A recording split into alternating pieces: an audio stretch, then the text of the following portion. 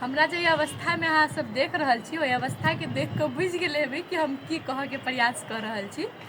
जे दिन के अपना सबके प्रतीक्षा छल से दिन आबि चुकल अछि, अर्थात जाड़ आबि गेल अछि। ओना तऽ आइ पूस 15 गते अछि, जे कि हम मम्मी के मुँह से पापा के मुँह से सुनने छियै कि पहिने बहुत जाड़ होइ छलै, एहन जाड़ होइ छलै कि जे ई हाथ अखन हम देखा रहल छियै ने जाड़ में से देखायल नहीं जाइ छलै, पूरा कठुआ जाइ छलै, कहबै तऽ कनकन्नी वाला ठंडी होइ छलै। अखन किछु दिनसँ किछु सालसँ कही जाड़ बहुत कम भऽ गेल छै।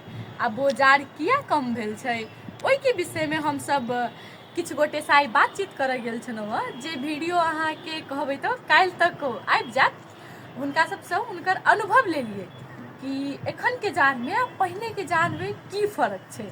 तो ओ सब कहलथि हँ, मम्मी सब तऽ हमर कहबे करै छथि, हुनको सबसँ पुछलियै कि की फर्क छै, तो ओ सब कहलखिन जे पहिने के जाड़ कहबै हमसब जाड़ अबै छलैया लगभग अहाँके आसिन में जे हथिया चढ़ै छलैया तखने से जाड़ आबि जाइ छलैया। सबसँ बेसी जाड़ अहाँके पूस आ माघ में रहै छल, ताहि दुआरे कहलो जाइत अछि कि जाड़ एके माघ नहीं जाइत अछि। माघ के लऽ कऽ बहुत कहबै तऽ जाड़ के लऽ कऽ बहुत फकरा अछि, मुदा ओते हमरा एखन याद नहीं आबि रहल अछि। लेकिन अखन के जे अपने सब दृश्य देख रहल छियै पूरा धुनी लागल छै।